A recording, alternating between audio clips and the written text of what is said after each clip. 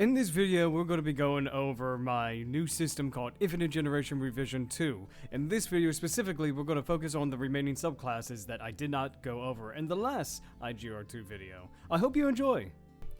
Hello, all you beautiful people past, present, and yes, if those in the future. Hope everyone is having a fantastic day.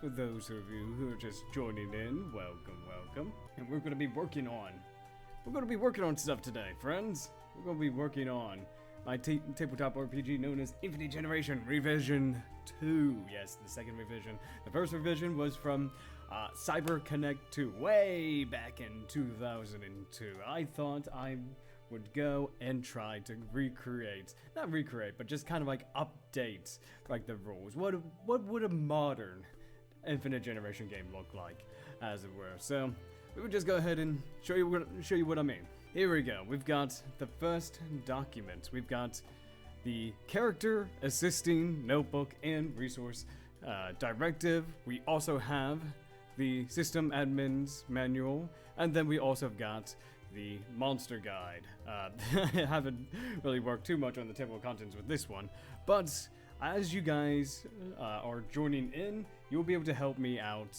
with editing this system. Tell me your thoughts, your opinions on all of this, as well as just kind of like throwing me some ideas, and I'll give special credits for those who contribute like positively to the system and such. It's honestly, I've been working on this system for upwards of about a year. I am very passionate about this, and I've gotten some really good results from multiple people over the last like several times.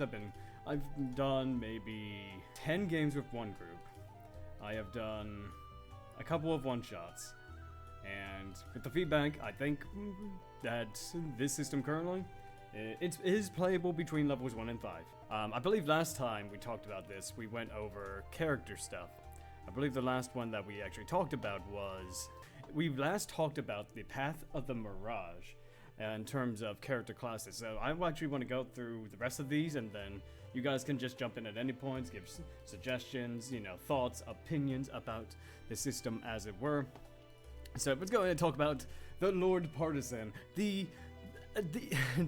spear-using, heavy armor users that love tanking damage and just being the survivor of the group. So we're going to start this off with one of my favorite subclasses, the Path of the Slow Doberman. Now, if you guys don't know what the Slow Doberman is, it is a reference to Feros III, our golden graphic designer, as it were, with our first level being Burning Passion. You acquired the Burning Passion buff at the start of combat. When you have this buff, if you were to drop you could drop to 1 HP instead of 0 HP when your HP is reduced below 0, which is great. So that way, it's kind of like if you play D&D 5e, it's kind of like the Half-Orc's Endurance almost, but it kind of combos well like throughout the subclass, especially when we get into the level 3 skill. Feros' Diary. You target one other party member, they lose magical attacks. So keep in mind, this is probably not going to go very well for magic users. I mean, unless they got really high attack anyway, but you can grant them the Burning Passion buff. Again, you can have your allies survive a fatal blow. And honestly, that one attack might just change the course of combat. Especially when we get into the level 6 upgrade, let's see, for Burning Passion. When you have this buff, if your character... You can make your character drop to the character level times 20 HP, meaning that if you're a level 5 character, you're immediately regain 100 HP instead of dropping to 0 when you're reduced to 0, and gain +2 physical attack at the start until the start of your next turn. Or I should probably say end of the next turn, so maybe we can actually go ahead and tweak that. I think it makes more sense end of your next turn, so that way you can take advantage of that +2 a little bit better. The Burning Passion buff is then removed afterwards. So, of course, I think it all comes down to the final one, which brings it all together. Graphics unbelievable! You gain the following benefits based on the number of party members with the Burning Passion buff. If one party member has it, which you should always have it as the Slow Doberman, everyone within the Everyone with the Burning Passion buff gets more movement. You know what? Hey, better to be faster. You know, you're a lot faster. You know, that's great. But here's where it gets interesting. 2 party members. When 2 party members, probably you or someone else, has Burning Passion, they gain defenses all around equal to your level times 5. So if you are, say, a level... If you're a level 5, you gain 25 more physical defense. If you're level... At this point, you're level 9, so you should be gaining 45 more defense. And that 45 more defense can really come in handy. Especially during the late game where like enemies are going to be doing so much damage. That it really does stack up. And, you know, it's... excuse me. It's... Honestly, I haven't really tested out the level 9 stuff, but I do like that. But here's where it gets interesting. 3+ party members, meaning anything above 3 party members, everyone with the Burning Passion buff cannot miss by rolling a 1. A 1 under the die is also treated as a Rengeki. So a Rengeki in this system is your critical attack. So if a physical attacker were to get a Rengeki, that means double the damage. And typically you would have to have the highest result, but if you hit the lowest result from this feature, you get a Rengeki instead. That's you cannot miss. It's another way to get a Rengeki. Who doesn't like doing extra damage? That's why I love the slow Doberman. It's just, it's a team player. You are a team player with this. Next up, we've got Path of the Long Arm. Your range attack has been enhanced by 1 cell. The further you are from your target, the more dice you receive for your basic attack. So you can get up to 3 additional die for your basic attacks. So that is, at level 1, that is 4d6 for your basic attack. That's more than what your skills could normally do, which is fantastic. But you do need to be further away from the target. And with the long arm, they're all about, like, being able to just hit from farther away. Oh, okay, yeah, so, never mind. So, yeah, this works while you only be able to get, at most, maybe 2 additional die with this feature, so 3d6. Eventually, with the long reach upgrade, you'll be able to hit more. So your range will go from 2 to 4 at level 6. So that's still free damage, you know, and you're a little bit further away, so you're not going to be getting hit by a lot of physical attacks unless they come after you.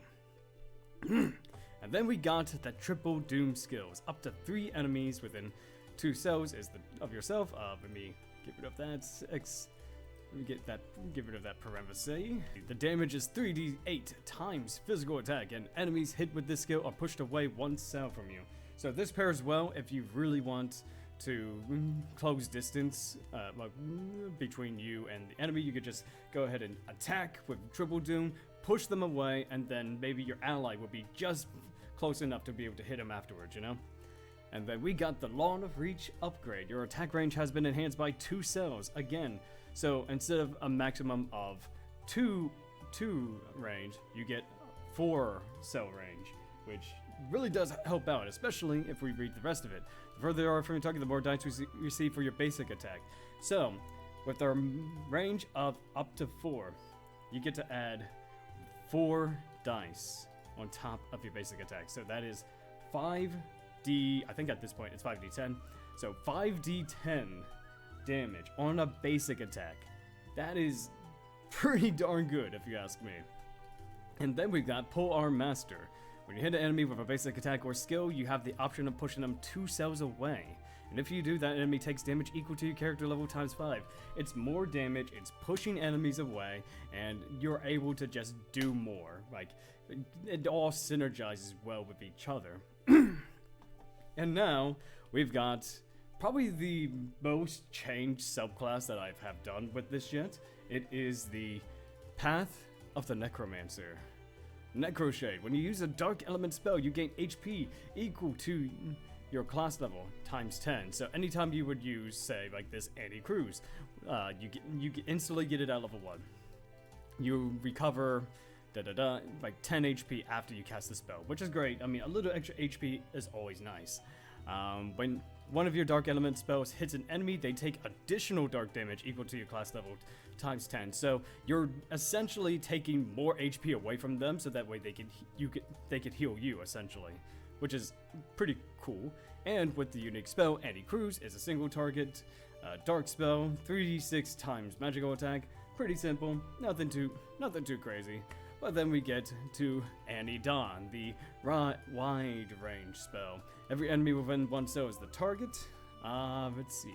Dark element, it does a little bit more damage. Just a little more damage. In fact, I'll probably bump that up to 4d8. Let's see how that does. Let's buff the Necromancer just a little bit more. And then we got the Necro Shade upgrade. Every spell that deals damage gains the dark element.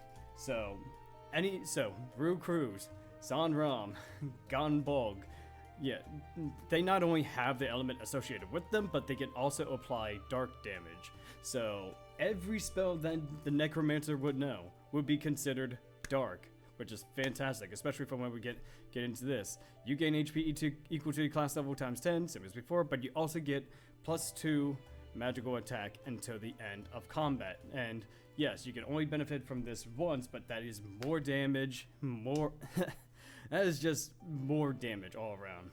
And when one of your dark element spells hits an enemy, they take additional dark damage equal to your class level, and then lose magical defense equal to your level times 5 to the end of combat. Again, you're destroying their defenses, you're stealing their health. Who doesn't like that? And then we've got the Blessing of Serenunos. You gain immunity to dark element damage. When you are hit with a physical attack, you can reduce the damage you take by half, and then inflict Curse once per round of combat. Curse, it reduces SP by 2d6 plus magic attack for 3 turns. So at this point, there's going to be a lot of enemies that do dark damage, especially when we take into account of the like Abyss Quest enemies. You know, we're talking like Serenunos, true Serenunos. There's a lot of Serenunoses. One Sin, I don't think the One Sin does dark damage, but there are plenty of enemies that deal dark damage, and just having an immunity to an elemental type really can help out in the long run. But then we got the other side of the coin, the Path of the Summoner. Yes, you get to summon your own goblin in this game. You can summon a goblin rookie to fight alongside you once every combat. This goblin is treated as a party member. It has the same turn order as you and benefits from the following. It gains HP, half your HP as total HP. So whatever the goblin's rookie stat block is, it just gains more of that. It gains physical attack equal to half your magical attack. Again, pretty solid, as the goblin rookie is pretty weak, but this brings it up to par with you. And it also gains physical and magical defense. Let me change that. There we go. Defense equal to your physical and magical defense. So they're gaining more physical and magical defense. They are gaining more everything. And this also comes with the like level 3 infuse element. One party member's basic attacks can apply fire, water, earth, or wind elements. So the idea is you use infuse element on your goblin. Say you're fighting against I don't know, you're fighting against an enemy that it has an elemental weakness for. You just apply this, boom, now your goblin is doing double damage against that enemy. And especially if you're doing the keyword system to increase the difficulty, this can help out with that. And then we've got the summon goblin upgrade, as instead of the rookie has been upgraded to a knight to fight in battle. In fact, let me actually show you the goblin rookie real quick. So here is the goblin rookie. So this is what he was. And let's see, where's the goblin knight? Let's scroll down to find the goblin knight. Oh, actually, I could just Goblin Knight. There we go. The Goblin Knight, yes, with his mighty mustache. He already has pretty beefy defenses as is, but now that he's a knight, he's going to hit really, really hard. Like, insanely hard. Probably would do even more damage to you now that I'm thinking about it, but you know, he's not going to die very often. Like, he's going to hit hard, and he can summon help more often. You know, so basically what Gob Help is, it will summon another Goblin Knight, although the second Goblin Knight would not be able to benefit from the stat bonuses. This is just like a regular Goblin Knight to fight alongside you, but it's just having that board advantage. Like, if you've ever played D&D, what's it called? It's on the tip of my tongue. Just kind of like basically the more people you have, essentially the God, it's on the tip of my tongue. I cannot. What is that? Neighbored it. Oh man, that's really gonna. Let's see.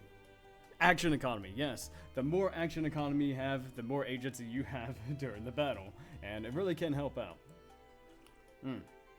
And also, your Goblin also gets a little bit more bonuses to that. It gains more movement. Fantastic. And any attack roll that rolls a 3 or lower on the die is considered a miss against the Goblin.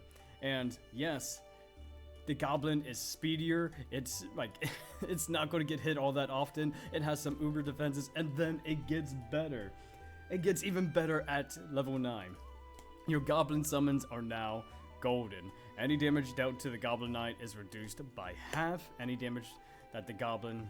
I'm just going to put Goblin Knight, just for clarity.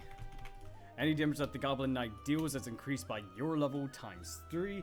So it's just more damage, it takes reduced damage, and you could just sit in the background and watch your Goblin armies just destroy any enemy that's in your way. And then we come on to the Steam Gunner, the Path of the Sniper. Once per turn. If you have not moved this turn, you can add a +1 to the die result. So, notice when I said you can. So, when you roll a basic attack, you roll your die, and then whatever it lands on, you activate the skill that associated. If you want to, or you could just make a basic attack. With this, you can either take the result, or you could add +1 to it. So, you have a little bit more flexibility as to what skills or spells you want to activate, as it were. And then we've got the level 3 skill, Aim. Let's see, deals 3d6 plus physical attack damage and gains +1d6 for each consecutive use of focus. Yes, so every time that you focus, you'll get +1 to add on top of this for a total of 6d6. So the idea is you're never gonna move. You're never gonna move, and if you do, it's just to get out of the way. And excuse me. So you will want to take as many turns as you can as to not move, so that way you can get the most out of the aim skill. And then we got the focus upgrade. Let's see, if you have not moved this turn, you can add a +1 or subtract 1 from the die result. So that's even better. So if you roll a 5, your options are 4, 5, and 6. So you can choose any skill on those numbers to activate. And you can add an additional -1 or +1 for the die for every turn that you use focus. So the range gets larger. So let's go back to say you get a 5 again. So your range would be 3, 4, 5, and 6.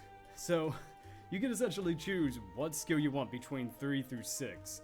And you have more flexibility in what you want to choose with this.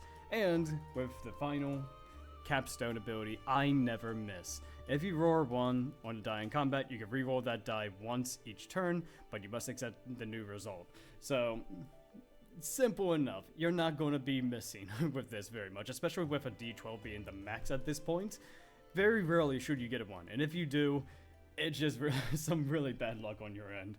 And then, for the second subclass, for the Steam Gunner, we've got the Path of the Hunter. So the Hunter is all about, you know, just doing wide damage. Instead of long range damage, it's just like wide attacks. So your weapon range is reduced by 3 cells, and your weapons can now attack all enemies within a 3-cell cone. So anytime you do a basic attack, it hits all those enemies at a wider range, that's for sure. And so next we've got Burning Shot.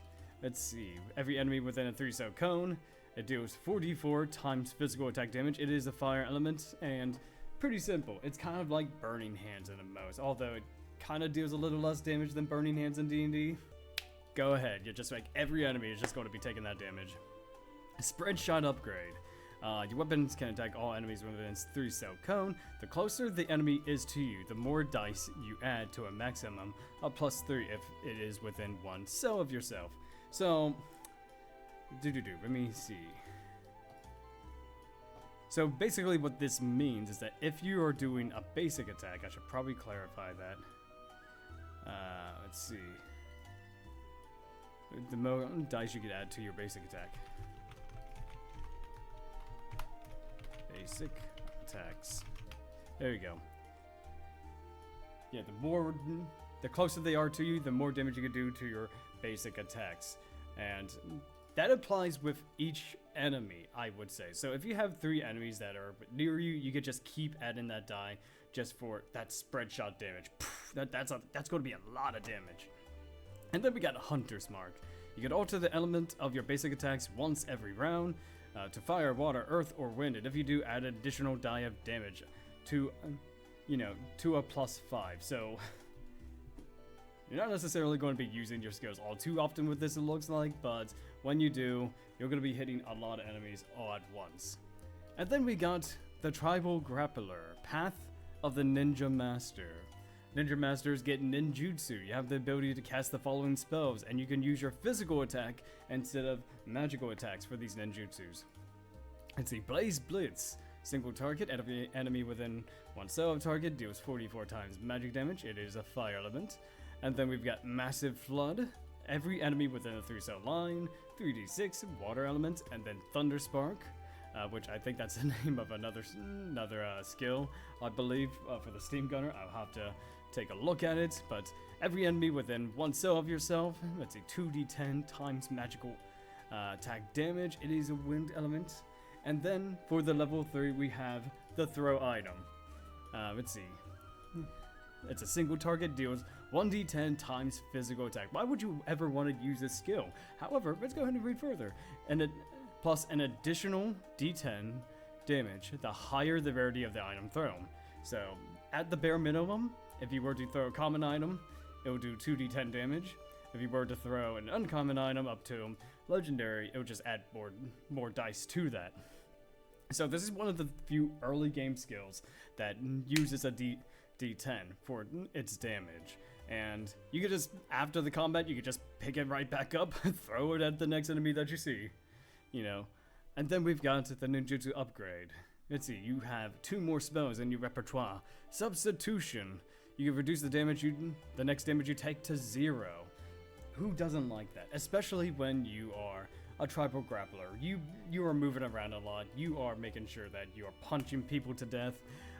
With this, you can just choose to take no damage. You have to use your action to do this, but at the very least, it's some defense. And then we got Shadow Pins. Reduces the movement of the target to 0 until the end of the turn or when it takes damage. So, just blocking attacks. Just being able to just block attacks is pretty simple, pretty cool. Yeah, I like that. And then we've got GP Toss. Now, this one, I'm still working around this. I'm seeing how it will play out. But you could pay 2,000 GP to add an additional die to a basic attack or skill. And skills for the Tribal Grappler can get pretty high in terms of the dice used. So you could potentially pay 10,000 GP to add +5 dice. I think that's pretty good. It's like you're tossing your money while you're doing your attacks. Take my money. Boom. And then we've got probably a little bit the more underwhelming subclass that I've built, the Path of the Monk. Basically, they're all about their kicks and counterattacks, as it were. So, the Monk Kick, every enemy within a 4-cell line, so it can hit up to 4 targets at once if they're all standing single file. It deals 5d4 times physical attack damage, and you gain +2 movement until the end of your turn. Because tribal grapplers are all about that movement. They just want to keep moving, And then level 3, Counter Kick. When you're hit by a physical attack, you can make a basic attack against the enemy that hits you. That is awesome. So, if let's say a goblin attacks you, you could just be like, no, I'm going to kick you back. You can't hit me, I'm going to kick you. And then we got the Mock Kick and Counter Kick upgrade. So both of these get upgrades.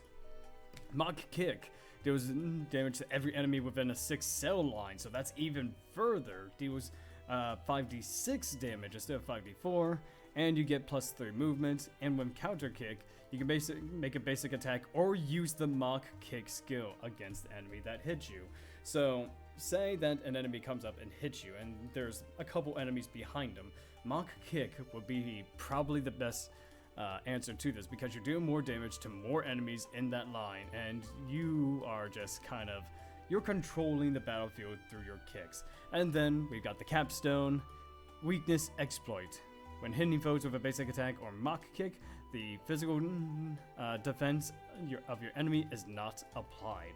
So just being able to just ignore physical attacks, you know, it's amazing. You're not even going to be focused on your other skills that you get if you were to be doing this. Now, the trade-off is, like, those other skills do more damage, but you could just ignore the defenses. So, which is more important to you, mock kick or those other skills? And then we've got the Adept Rogue. The Adept Rogue has 3 subclasses, depending on your playstyle. We've got Path of the Dark Knight.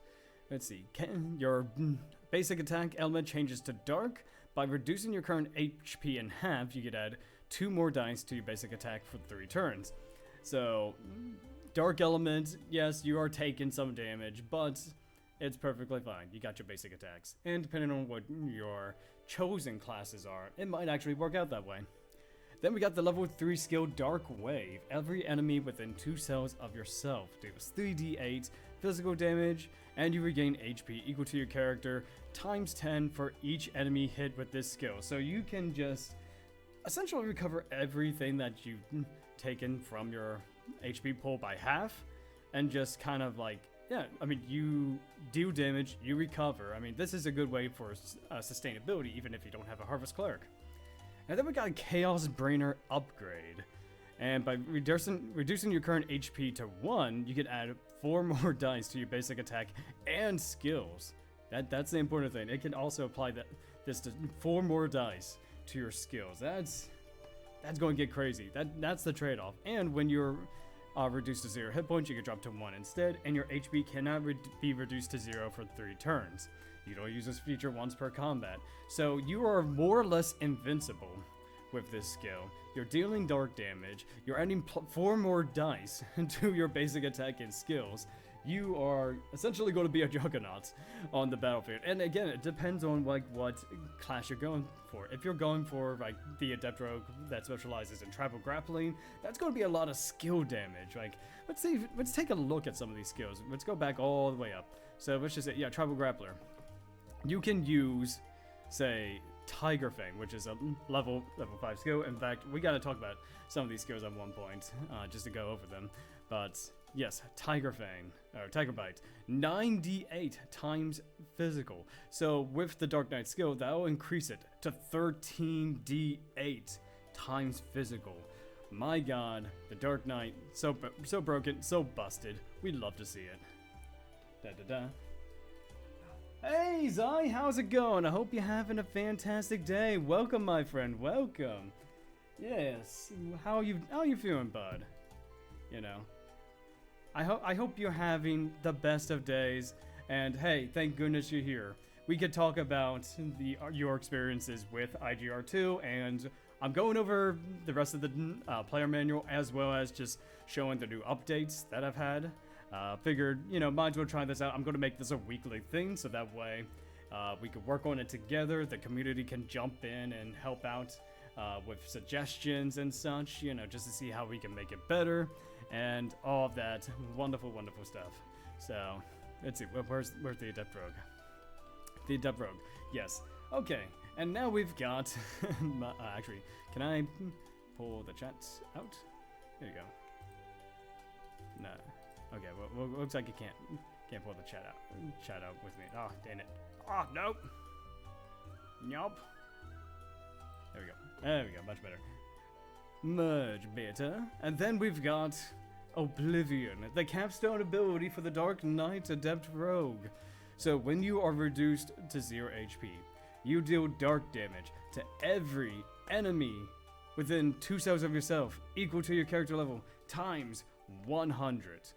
That's, so at level 9, you're doing 900 flat damage to every enemy within 2 cells of yourself. Yes, you are a ghost at this point, but if you have a Harvest Cleric or even a Revival Medicine, that should take care of that easy. And this, you can just keep on being reckless with your attacks and just keep doing that 900 flat damage.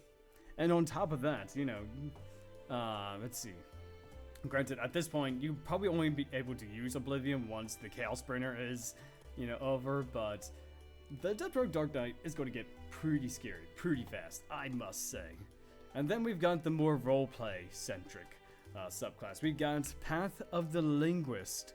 You gain 1 additional role. So roles are essentially like what defines you within the world. Like, are you a player killer? Are you a bounty hunter? Do you like to go like find items and such? This allows you to get an extra bonus to that, and you can select 1 social check and get a +2 to that check. And social checks are kind of like the skills in D&D 5e, where you just roll to see if you get that, like if you can intimidate, insight, hide, that sort of thing. And then we've got the level 3 ability, Study. Yes, Study is a single target thing. You learn the stats of the targeted enemy. If the target is weak to an elemental type, your basic attacks apply that element. And that is weak to for 3 turns. So that's great. You learn the stats of an enemy, and you can apply an element that it's weak to if it has an element. And it's only 5 SP. Great, that's fantastic. Prodigy upgrade. You gain an additional role, so you do everything. You do absolutely everything roleplay wise. You get to select 2 social checks and earn a +3 in those checks. When the study skill is used, you gain physical defense and magical defense equal to your character level times 5 until the end of your next turn. I'm just going to put into the end of your next turn, because that way you'll be able to use it more often. Also, study increases, the study cost increases to 15. That's that's negligible at level 6. You're gonna have plenty of SP to go around anyway. And then we've got the Capstone Eloquence. You get a +2 to all social checks. If you roll less than a 3 on the social check, you can treat it as a 3. So you're never gonna, essentially you're not gonna fail at a particular social check that you essentially are proficient with, you know? Like, you can just say, hey, I know this thing, or hey, I know how to hide very well. And then we got the last subclass, the Path of the Sage. This is for all you casters out there. Elemental Adept. Depending on the type of spell used, you gain the following advantages. Either +2 to magical attack. Let's see, everyone regains HP. You either gain physical defense or magical defense. You can increase the range of a spell. Dark, you gain HP yourself. Or you can gain SP depending on what you use. Or, healing spells recover more, and buff and debuffs last for an additional turn. So if you wanted to go Macabre Dancer, like, your buffs last longer. Like, most of the time you're going to have ref. Like, I assume every character is going to pick up ref from the store. So that's 125 HP that you're healing. That, especially at early levels, that's really good. That is fantastic. And then we got the level 3 skill, Rig Geem.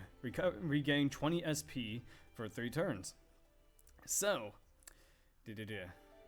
let's see. So that will be considered non-elemental. But with this, your buffs, which essentially this is, instead of 3 turns, it will last for 4 turns. So you will be recovering 80 HP over the span of 4 turns. Fantastic! You get more for your buck. And then we got an upgrade to those things. +3 to magical attack on the next spell you cast. Everyone gains, more HP. You gain more. Don't know why I keep doing that. Why do I keep doing lowercase? There we go. More magical defense, as it were. Let's see, wind. The range increases by 3, so you can just.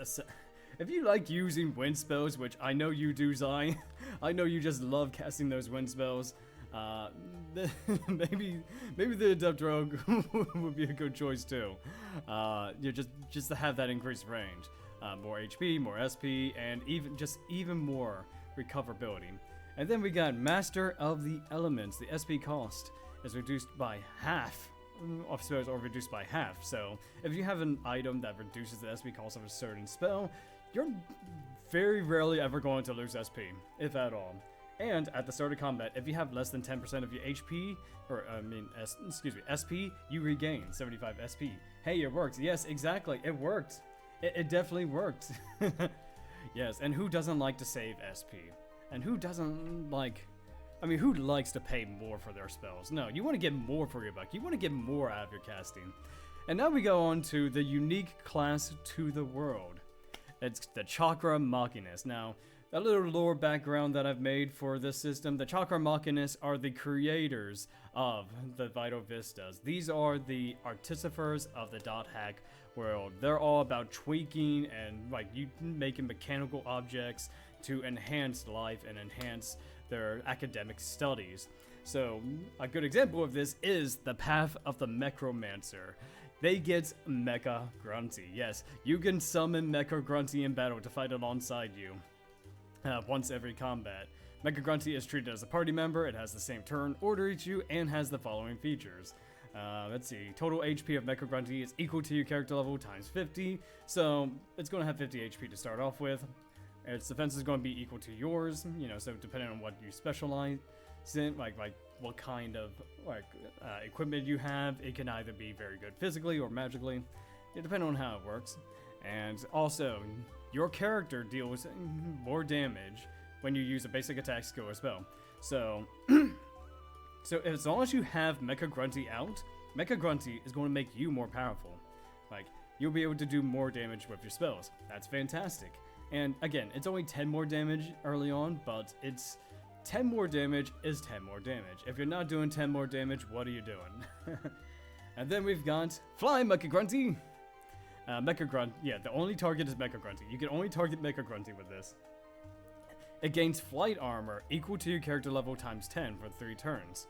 So it gains 60 armor. So flight in this game is that there are some enemies that are flying enemies, and when that happens, basically the attackers need to roll higher than 3 in order for them to hit, you know, Mecha Grunty, which is great. Let's see, yeah, basic attack skills and spells set on a D4 or lower, so yeah, will result in a miss. And instead of using SP, it requires Chim Spheres. Chim Spheres are a resource in this game that you can find when going through the world. You just kick a few Chim Chims, you know, just go around, kick some Chim Chims, and you've got Flying Mecha Grunty. It's virtually no cost, you know? Especially if your party's just like, hey, let's just go Chim hunting. Let's just get 999 of Chim Spheres so that way we don't have to worry about it. It's fantastic. And then Mecha Grunty gets an upgrade at level 6. You can summon Mecha Grunty alongside you twice per combat now. So it used to be once per combat, now it's twice per combat. So if he dies, well, you can always just bring him back. You know, fix him up a little bit. Treat it as a party member, and it gets more abilities. It gets more movement. It can knock back enemies away from you. So if you're so let's just say your Edge Punisher is trying to get close to an enemy, but the enemy keeps running away. You could just have Mecha Grunty just go ahead and excuse me. You could just make your attacks push them towards the Edge Punisher. There is one other official class you could probably take inspiration here. Dual Edge. I actually have all of its skills listed in oh yes, do let me know. Like, do send that document if you haven't already. Yeah, send me that document and then I'll take a look at it, and I might just make it into an official class.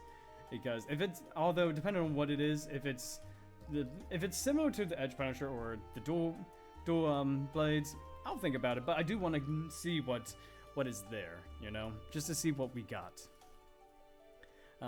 Okay, and we also got the capstone feature, the Black Gora.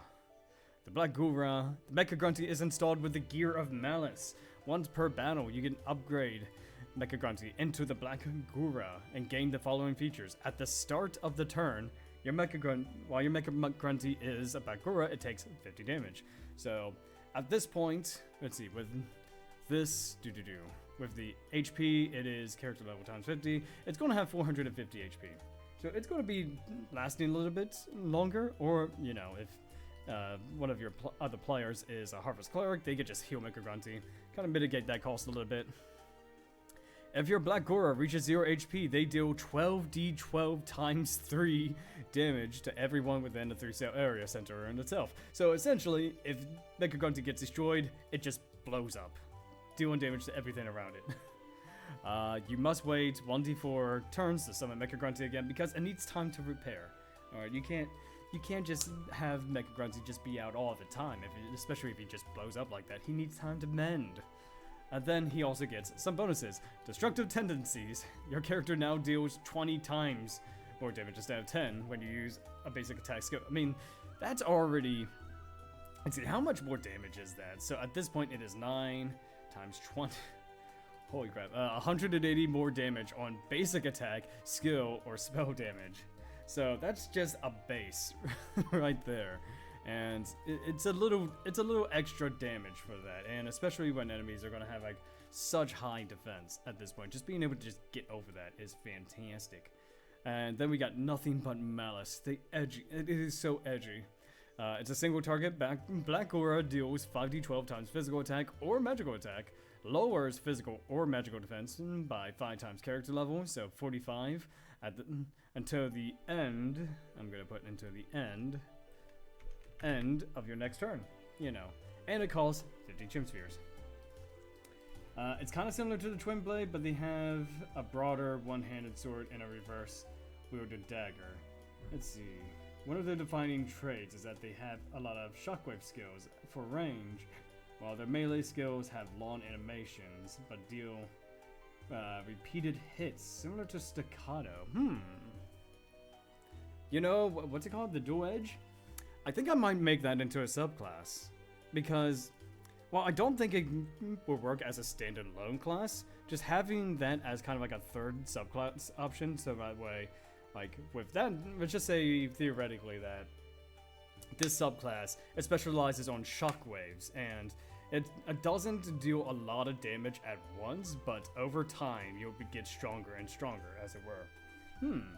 Okay, yes, I like that. Yes, oh, yes, send me that text document. So that way, I've got inspiration. I'm getting all the inspirations. Alright, and then we've got this second subclass for the Chakra Machinist, the Path of the Infusionist. The cost of items that you can enhance through alchemy can be used with Chim Spheres instead. Alchemy in this game is what happens when you have way too many items of the same kind, but you just want to get rid of them. Well, why not enhance your items with this? So with this, with alchemy, you can just get a +1, +2, and +3. But when it comes to the Infusionist, you get bonus features for having them make your items for you. You get to increase SP costs of your items. That's fantastic. And you could use Chim Spheres instead of, you know, instead of using money. Because money's hard to come by, you know? Why not use Chim Spheres? I mean, they're all over the place. Yes. Alright, and then we got to the Analyze skill. It's kind of the same as Study, but a little bit different. You learn the physical attack, defense, magical attack, and defense of an enemy, and you get +2 to magical attack or physical attack until the end of your next turn. So it's like you're analyzing the enemy. You are making sure like you can actually hit that enemy. What better way to do that than to analyze first and then do the hit, you know? And then we got the Chim Alchemy upgrade. So you get more features. Counter Curse. Counter with Curse when being hit with a basic attack or skill, or Counter Seal. When hit with a basic attack or seal, it basically prevents the use of skills and spells for 3 turns. This would be great for the arena, as skills are being thrown all over the place. And then we got Full Steam Alchemist. Yes, I had to make a Full Metal Alchemist joke here, okay?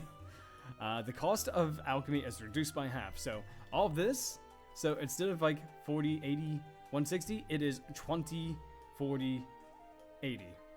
So you're already reducing the cost of your equipment, like you've learned how to upgrade, and now gain the ability to upgrade legendary equipment using Chim Spheres. This is the cost, yes, even this gets cut in half.